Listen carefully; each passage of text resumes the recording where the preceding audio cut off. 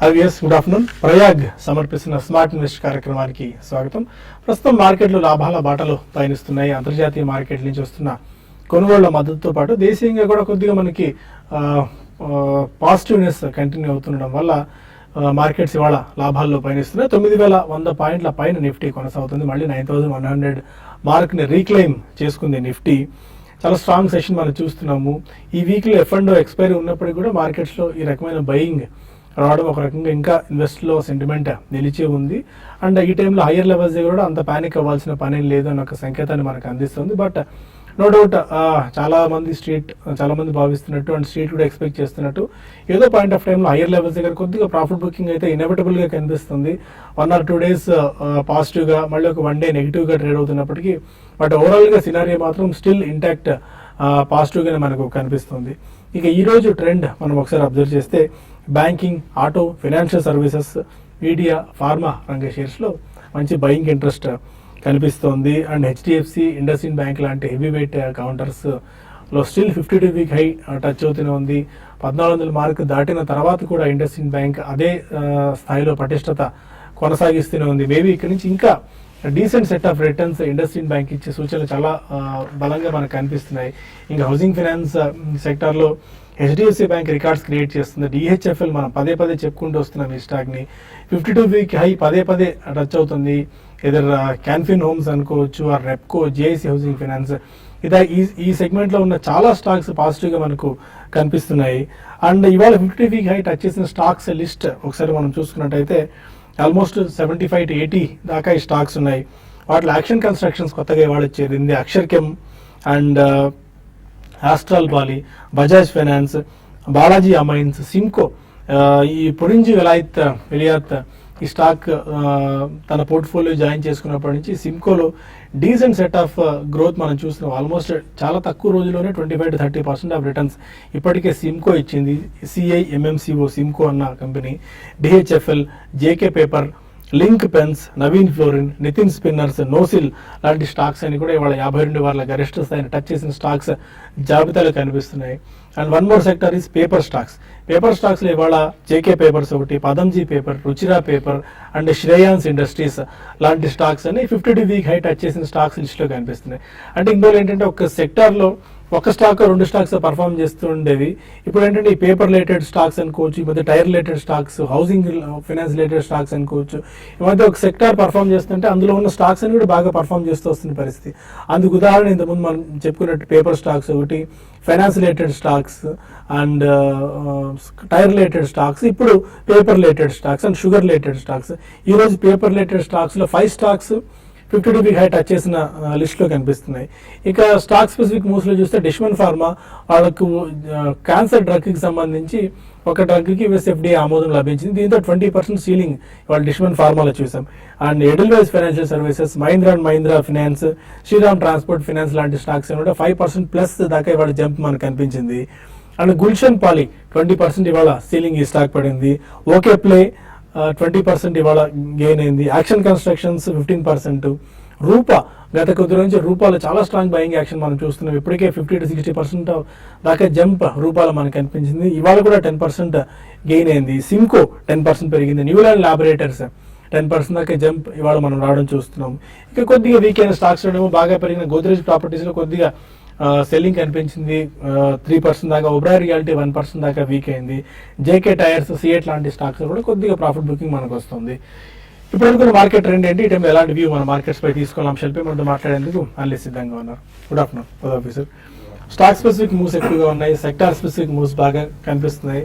కొన్ని stock specific ఇంతకుముందు అనుకున్నట్టు డిష్మన్ ఫార్మా లాంటి stocks, Neuland laboratories, Alkem laboratories, ఇలా ఫార్మా సెగ్మెంట్లో ఉన్న స్టాక్స్ పరుగులు తీస్తున్నాయి.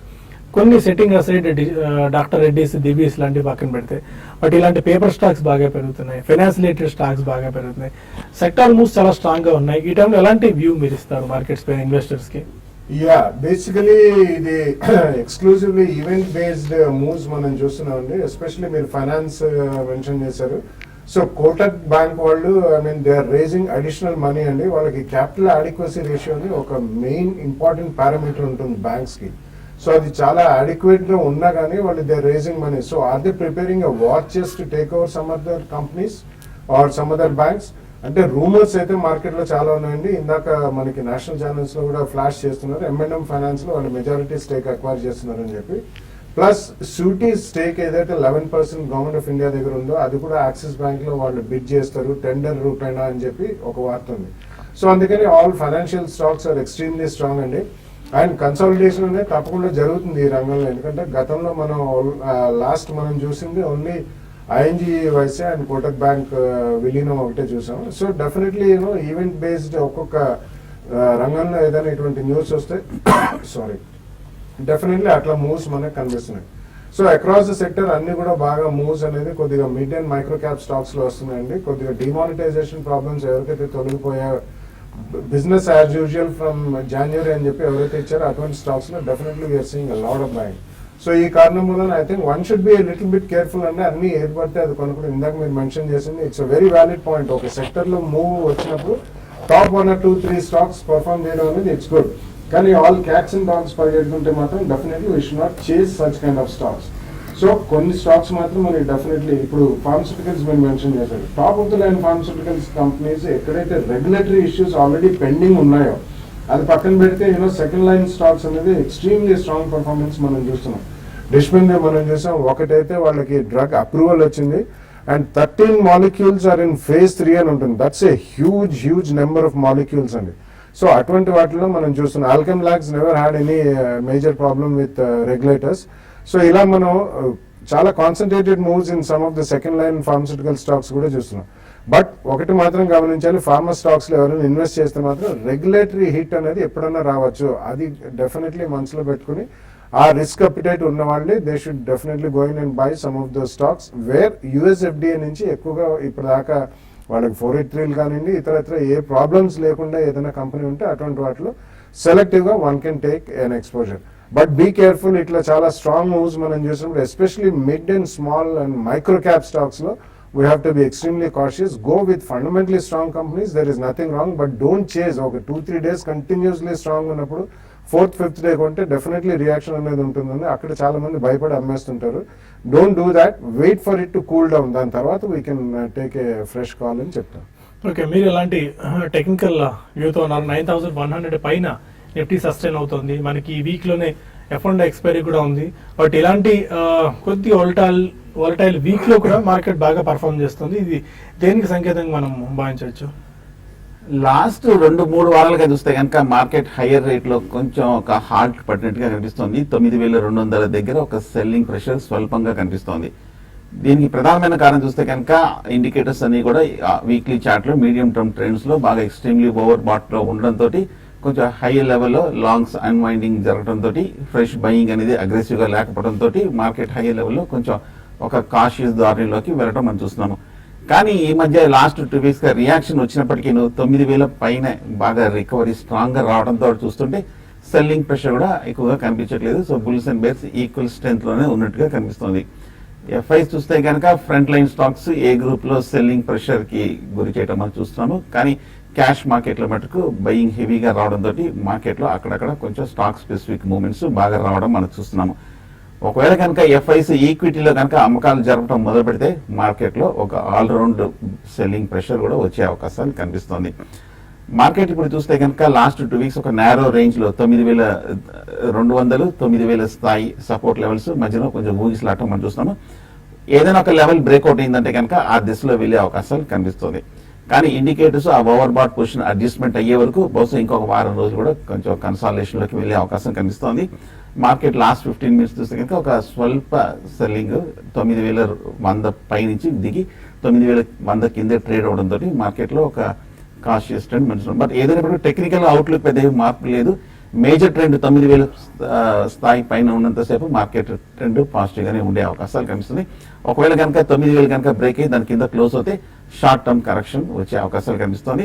But on the whole market కొంచెం కన్సాలిడేషన్ స్లైట్ గా ఒక మైనర్ కరెక్షన్ లోకి వెళ్ళే అవకాశాలు ఎక్కువ కనిపిస్తున్నాయి.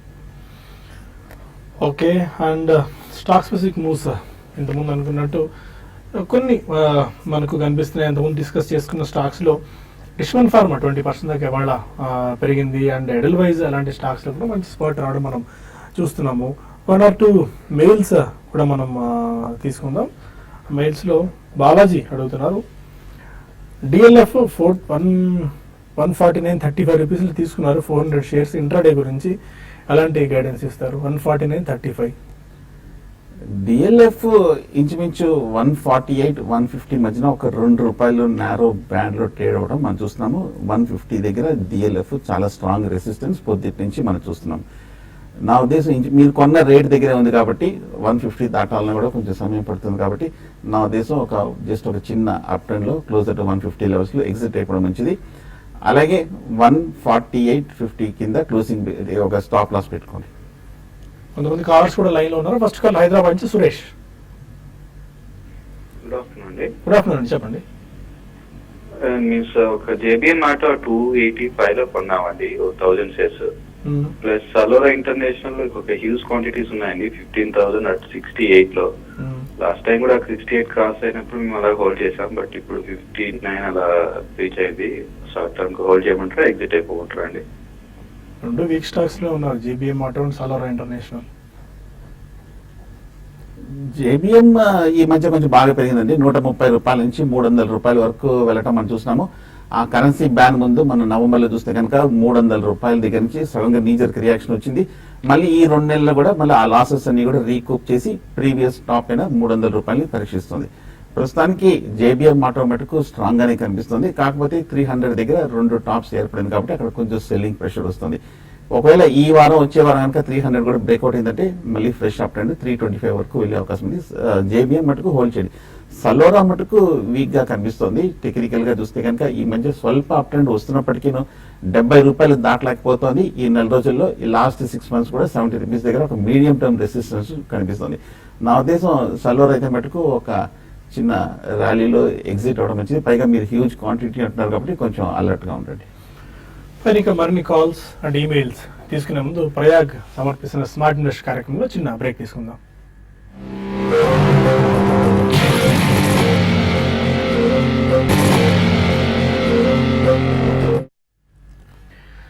Welcome back. మరో కాల్ వైజాగ్ నుంచి ప్రసాద్ ఉన్నారు. అడగండి ప్రసాద్. బిఆర్సెల్ కొన్నానండి ₹550. ఏదండి? బిఆర్డిసెల్, ఓకే. ₹550 కొన్నానండి. అది కంటిన్యూ అప్పర్ సీలింగ్ పడి మళ్ళీ లోయర్ సీలింగ్ పడుతుంది. ఓకే. మీకు బోనస్ స్ప్లిట్ ఉందండి, మీరు పర్చేస్ చేయండి sir. Bird cell, BERDSELL bird cell అని స్టాక్ ఉంది. వాల్యూమ్స్ తక్కువగా కనిపిస్తుందండి. బట్ ఓవరాల్ గా చూస్తే కనుక బర్సెల్ స్టాక్ మటుకు బాగా టెక్నికల్ గా బాగా బులిష్ గానే కనిపిస్తోంది. ఈ మధ్య చూస్తే కనుక ఈ లాస్ట్ 6 months గా ₹100 నుంచి ₹600 వరకు పెరగడం మనం చూస్తున్నాము. బాగా హై ప్రైస్ నుంచి మనం ఈ స్టాక్ రియాక్ట్ అవ్వడం మనం చూస్తున్నాము. ఇవాళ చూస్తే కనుక ఒక 5% వరకు కరెక్షన్ లోకి రావడం మనం చూస్తున్నాము. ఇంత కంటిన్యూస్ గా పెరగటము, ఇంత కంటిన్యూస్ గా పట్టడం చూస్తుంటే కనుక జనరల్ గా కొంచెం బాగా స్పెక్యులేటివ్ యాక్టివిటీ ఉంటేనే జనరల్ గా ఇటువంటి మూవ్మెంట్స్ అనేది మార్కెట్ లో రావడం మనం చూస్తున్నాము. ఫండమెంటల్ గా చూస్తే కనుక పెద్ద ఏమీ కనిపించట్లేదండి, కొంచెం వీక్ గానే కనిపిస్తోంది. నా ఉద్దేశం ఒకవేళ ఉన్నాయంటే కనుక ఏదైనా కొంచెం హైయర్ రేట్లో ఎగ్జిట్ అయిపోవచ్చు. అండ్ న్యూస్ పరంగా కూడా చూస్తే కూడా పెద్ద డెవలప్మెంట్స్ ఏం ఫ్లో కూడా కనిపించట్లేదు. హైదరాబాద్ నుంచి నరేంద్ర బాబు మరొకాలం. హలో అండి, చెప్పండి. గుడ్ ఈవినింగ్ అండి. చంబల్ టెక్నాలజీస్ ఇప్పుడు లాంగ్ టర్మ్ ఇన్వెస్ట్మెంట్ కి 1 year హోల్డింగ్ పెట్టుకోవడానికి ఏ టైంలో కొనొచ్చు? Chambal for 1 year time horizon.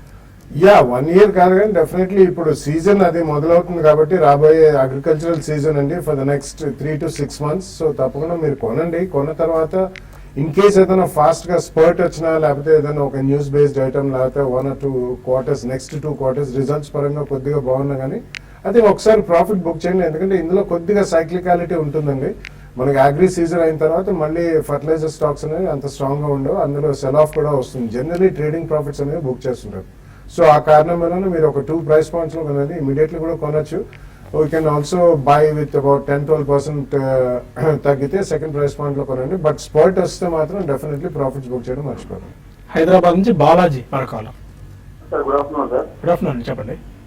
Sir ఈ మన బాలసుబ్రహ్మణ్యం గారు J20 తీసుకున్నారు. ఇప్పుడు లాస్ట్ మన 92 కంపెనీలు అనుకుంటా, అది 290 లో తీసుకున్నాను సార్ నేను. ఓకే, హలో చెప్పండి వినిపిస్తుంది.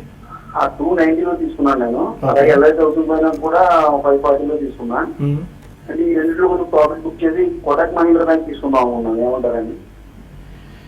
జిఎస్సి ఎల్ఐసిలో ప్రాఫిట్స్ బుక్ చేసుకుని కోటాక్ షిఫ్ట్ అవ్వచ్చా? ప్రాఫిట్స్ బుక్ చేసి కోటక్ కాదు, ప్రాఫిట్ కొద్దిగా బుక్ చేయండి. బట్ ఎందుకంటే జిఎస్సి హౌసింగ్ ఫైనాన్స్ వాల్యుయేషన్ పరంగా it's still a very strong share అండి. ఉన్న వాటిలో least valuations and reasonably good dividend yield తో ఉన్న స్టాక్ అది. సో మీరు ఒకవేళ కొనదలుచుకుంటే అడిషనల్ గా మీరు కోటక్ బ్యాంక్ కొనొచ్చు. ఎందుకంటే ఈ న్యూస్ బేస్డ్ స్పోర్ట్ వస్తుంది కోటక్ బ్యాంక్ లో. It's very strong bank, it's very good bank, అందులో డౌట్ లేదండి. కాకపోతే ఈ న్యూస్ బేస్డ్ ఇప్పుడు M&M ఫైనాన్షియల్ కానివ్వండి, సూటీ ది స్టేక్ కొంటారు యాక్సిస్ బ్యాంక్ లో, ఇటువంటి న్యూస్ బేస్డ్ స్పోర్ట్ వచ్చినప్పుడు లార్జ్ క్యాప్ స్టాక్ కాబట్టి ఇందులో రిటర్న్స్ అనేది కొద్దిగా గ్రాడ్యువల్ గా వస్తాయి, అంత తొందరగా రావు. సో ఇందులో ప్రాఫిట్ బుక్ చేయడం ఉత్తమమే. బట్ మొత్తం డబ్బులు పెట్టి అన్ని ప్రాఫిట్ బుక్ చేసి మాత్రం అందులో కోటక్ బ్యాంక్ ఉండడం అంత ఉత్తమం కాదు. ఈ రెండు కూడా still they have a long way to go. So కొద్దిగా ప్రాఫిట్ బుక్ చేయండి, కొద్దిగా మీరు కోటక్ బ్యాంక్ కొంటే కూడా మీకు అందులో ఏదైనా న్యూస్ బేస్డ్ ఏదైనా స్ట్రాంగ్ స్పర్ట్ వస్తే 5-7%, 10% తప్పకుండా కోటక్ బ్యాంక్ లో కూడా బుక్ చేయండి ప్రాఫిట్. కడప నుంచి సంజయ్ మరొక నమస్తే సార్, సంజయ్ సార్ ఫోన్ కడతా. నమస్కారం అండి, చెప్పండి. సార్ ఇప్పుడు డిమార్ట్ అప్లైకి చేశాను సార్. రిటైల్ అంత కింద మామూలుగా హెచ్ఎంఐ అప్లై చేసి అంటే ఒక 19 lakhs అప్లై చేశాను సార్. 6250 షేర్స్ అప్లై చేస్తే సింగిల్ షేర్ కూడా అలా కాలేదు సార్. ఓకే, సో కారణం ఏంటో తెలియట్లేదు సార్. హెచ్ఎన్ఐ పోర్షన్ లో మీరు అన్నట్టు మేబీ హ్యూజ్ 125-150 టైమ్స్ దాకా ఓవర్ సబ్స్క్రైబ్ అయిందండి ఇష్యూ. కారణం అనేది ఏముండదు, ఇట్స్ ఆల్ ర్యాండమ్ గా అది కంప్యూటర్ పిక్ చేస్తుందండి. కాబట్టి ఇక్కడ ఎక్కడ కూడా ఏ జాప్యం కానీ లోపాలు జరిగే అవకాశం లేదు. So your not lucky, so it not get it, అంతే, దట్స్ ఓన్లీ రీజన్. అదే అండి, ఎందుకంటే ఒకప్పట్లో లాగా ఇప్పుడు 4 షేర్లు 5 షేర్లు రీటైల్ ఇన్వెస్టర్స్ వచ్చే పరిస్థితి వస్తే సింగిల్ లాట్ వచ్చేస్తుంది. అందుకని ఇంకా డిమార్ట్ ఐపీఓ గురించి ప్రస్తుతం మనం మర్చిపోవడం తప్ప చేయగలిగింది కూడా ఏమీ లేదు, బ్యాట్లెగ్ అనుకొని. సాయి కుమార్ అడుగుతున్నారు, ఇంట్రాడే కోసం స్పెసిఫిక్ సెక్టార్స్ ఏమన్నా పిక్ చేసుకుంటే మంచిదా అని. స్పెసిఫిక్ సెక్టార్స్ అంటూ ఉండదండి, లేదంటే కనుక స్పెసిఫిక్ స్టాక్స్ అంటూ కూడా లేదు. ఇంట్రాడే అంటే కనుక జనరల్గా 2-3 స్టాక్స్ ఏదో ఒకటి మీ రిస్క్ ప్రొఫైల్ బట్టి తక్కువ రిస్క్ తీసుకున్నట్టయితే తక్కువ మూమెంట్స్, జనరల్గా కొంచెం ఎఫ్ఎంసీజీ, ఐటీసీ అటువంటి స్టాక్స్, డాబర్ లాంటివి తీసుకుంటే కనుక తక్కువ మూమెంట్స్ ఉంటాయి. లేదంటే మీరు బాగా రిస్క్ తీసుకోగలిగితే కనుక కొంచెం ప్రైవేట్ బ్యాంక్స్ అటువంటి స్టాక్స్ అనేది తీసుకోవడం మంచిది. బట్ జనరల్గా నా ఉద్దేశం అయితే ఇంట్రాడే ట్రేడింగ్ అయితే వీలైనంత వరకు అవాయిడ్ చేసి మీరు కొంచెం డెలివరీ తీసుకోవడమో లేదంటే పొజిషన్లో ఫ్యూచర్స్లో తీసుకోవడం బెటర్ ఆప్షన్గా ఉంటుంది. గోపాల్ అడుగుతున్నారు, ఇంగర్సోల్ ర్యాండ్ 900 రూపీస్లో తీసుకుని హోల్డ్ చేస్తున్నారు. బట్ ఓకే 735 ప్రస్తుతం అట్లా ఉంది. లాస్ బుక్ చేసుకుని ఎగ్జిట్ అవ్వచ్చా? అప్ సైడ్ ఇంకా ఛాన్సెస్ ఏమైనా కనిపిస్తున్నాయా? It's a very strong company అండి. మీరు హై ప్రైస్ లో కొద్దిగా తీసుకున్నారు కానీ I don't think loss book చేసి ఎగ్జిట్ అవ్వడం అనేది అంత ఉత్తమం కాదు. Because Ingersoll Rand is one of the top companies in the world. Especially drilling equipment కానివ్వండి, ఇతర వాళ్ళు హెవీ ఇంజనీరింగ్ లో చాలా strong players across the world, not only in India. So definitely నా ఉద్దేశం ప్రకారం వెయిట్ చేయండి. నెక్స్ట్ 1 or 2 years లో ఎక్కడన్నా స్పోర్ట్స్ వచ్చినప్పుడన్నా మీరు కొద్దిగా క్వాంటిటీ ఎక్కువ ఉంటే అమ్మచ్చు. బట్ ఇటువంటి షేర్స్ ఒక కొన్ని నెలలు కానీ sometimes they are very dormant అండి. కానీ అందులో మనకి క్యాచప్ ఇష్యూ అయినప్పుడు మాత్రం డెఫినెట్లీ చాలా స్ట్రాంగ్ గా పెరిగే అవకాశం ఉంది. So it's a very strong share and multinational company with very good management and pedigree. కొద్దిగా ఓపికతో ఉంచుకుంటేనే బెటర్ అనిపిస్తుంది. రాజాం నుంచి రాజు మరొక. నమస్కారం అండి, చెప్పండి సార్. ఇప్పుడు ఆర్ఎస్ ల్యాబ్ ఇప్పుడు ఐపీఓ రేట్ ఏమైనా తగ్గ వస్తుంది అంటారా, అలాంటి ఇప్పుడు కొనుక్కోవచ్చు అంటారా? నెక్స్ట్ మీరు ఏదైనా షేర్ చెప్పినప్పుడు దాని ప్రైస్ కూడా చెప్తే మాకు అందుబాటులో ఉంటే కొనుక్కుంటాం కదా. చెప్పారు బాగా మల్టీనేషనల్ కంపెనీ అని, దాని ప్రైస్ కూడా అలా చెప్తే భారత రసాయన అని అది కొనమన్నారు. ఓకే, అది ఎంత రేట్ లో ఉంది ఏంటది? కొద్దిగా అంటే మనం ప్రతి స్టాక్ ని మనం ర్యాండమ్ గా స్టాక్స్ చెప్తుంటాం కాబట్టి ప్రతి స్టాక్ ది మనం ప్రైస్ చెప్పడం కష్టం అవుతుంది. కొద్దిగా మీరు స్టాక్ విన్నారంటే మీరు కొద్దిగా రీసెర్చ్ చేస్తే మేబీ డీసెంట్ స్టాక్స్ మీరు పిక్ చేసుకునే అవకాశం కనిపిస్తుంది. ఎందుకంటే మనం ఈ డిస్కషన్లో చాలా స్టాక్స్ ఆల్మోస్ట్ ఈ బులెటిన్లోనే ఒక 30 to 40 స్టాక్స్ డిస్కస్ చేస్తాం. మనం అన్ని స్టాక్స్ ప్రైస్ చెప్పడం, అన్ని స్టాక్స్ ప్రైస్ ట్రాక్ చేయడం కష్టం అవుతుంది. లారస్ ల్యాబ్స్ ఐపీఓ ప్రైస్ కి వస్తుందా చెప్పడం అనేది నెక్స్ట్ ఇంపాసిబిలిటీ అండి. ఏ స్టాక్ అయినా ఐపీఓ ప్రైస్ కి వస్తుందా రాదా అని చెప్పడం అనేది అది చాలా కష్టం. సెకండ్లీ ఇప్పుడు చెప్పినట్టు లారస్ ల్యాబ్స్ రీసెంట్ గా వచ్చిన ఇష్యూ కాబట్టి ఇట్స్ డూయింగ్ వెల్ అండి, కానీ రాబోయే రోజుల్లో వాళ్ళకు కూడా ఫైలింగ్స్ అనేది బాగానే ఉన్నాయి. ఈ కారణం వలన ఒక ఫార్మస్యూటికల్ సెక్టర్ లో రెగ్యులేటరీ రిస్క్ ఎప్పుడు ఉంటుందని పదే పదే చెప్పింటే అది ఎప్పుడు ఏ కంపెనీకి వస్తుంది అనేది ఎవరు కూడా చెప్పలేరు. It's impossible to predict or even guess. ఈ కారణం వల్ల మీరు కొనండి, కొద్దిగా జాగ్రత్తగా ఒక మేబీ ఒక 10 to 12% కింద స్టాప్ లాస్ పెట్టుకుని యూ కెన్ రన్ ఇట్ అండి. ఇట్స్ డీసెంట్ కంపెనీ, కొత్తగా వచ్చింది కాబట్టి అంత ట్రాక్ రికార్డ్ కూడా తెలియదు గతంలో వాళ్ళ రిజల్ట్స్ అనేది. బట్ ఈ క్వార్టర్ రిజల్ట్స్ కూడా బాగానే ఉన్నాయి కాబట్టి వాళ్ళ ఫైలింగ్స్ ని బట్టి ఆ మేనేజ్మెంట్ కామెంటరీని బట్టి you can increase the stake. Sudhakar mail చేశారు, ఆర్బీఎల్ అండ్ ఈక్విటాస్ ఈ ప్రెసెంట్ రేట్లో బై చేసుకోవచ్చా, రిజల్ట్స్ గురించి వెయిట్ చేయాలా, లాంగ్ టర్మ్ గురించి? ఏఎస్ రావు అడుగుతున్నారు. RBL bank, Equitas, I think both are good companies అండి. డెఫినెట్లీ ప్రెసెంట్ రేట్ లో కొనొచ్చు. I think institutional activity and interest చాలా హైగా ఉంది ఇందులో. Equitas is also going in to F&O from next month onwards. So తప్పకుండా ఈ ప్రైస్ లో మీరు కొనండి. ఒకవేళ ఇక్కడ నుంచి అబౌట్ 5-7% కరెక్షన్ ఉంటే సెకండ్ ప్రైస్ పాయింట్ లో కూడా కొనండి. అట్లీస్ట్ 2 years వ్యూ ఉంటే మాత్రం తప్పకుండా I think will make good money. రెండిట్లో కూడా మంచి లాభాలు చేకూరే అవకాశం ఉంది. ఓకే, మరొక కాలర్ ఉన్నారు, సయ్యద్ రావు. చెప్పండి సార్, క్వశ్చన్ అడగండి, వినిపిస్తుంది. సార్ ఇప్పుడు బజాజ్ అలయన్స్ అనేది కూడా ఒక షేర్ అండి. బజాజ్ అలయన్స్ అనేది షేర్ కాదండి, అది ఇన్సూరెన్స్ కంపెనీ. మీకు దాని గురించి ఆయన అడిగారా? మీకు డౌట్ ఏముంది? లేదు సార్, అది ఇంట్లో వాళ్ళు కొంచెం దాని గురించి ఏ అతను బ్యాంక్ అతను కట్టేసుకున్నారు అన్నారు. ఓకే, అది వచ్చేసి 3 సంవత్సరాలు 5 వేలు కడితే 15,000 అవుతుంది. 6 months తర్వాత మీకు తిరిగి 30,000 మీకు ఇచ్చేస్తాము అని చెప్పి అన్నారంట. ఓకే అండి, మీరు సైద్ గారు ఇట్లాంటివన్నీ నమ్మొద్దండి. మనం పదే గతంలో కూడా చూసాం, 2009 కంటే ముందు యూనిట్ లింక్డ్ పాలసీస్ అని చెప్పి. ఇప్పుడు మీరు చెప్పిన పేరు బజాజ్ అలయన్స్ అనుకోవచ్చు, అది ఇంకొక పేరు ఏదైనా అనుకోవచ్చు. 3 ఏళ్ళు డబ్బులు కట్టిండి, ఆ తర్వాత డబ్బులు రెట్టింపు అవుతాయి, 4 రెట్లు వస్తాయి, 5 రెట్లు వస్తాయి అంటే మాత్రం నమ్మొద్దండి.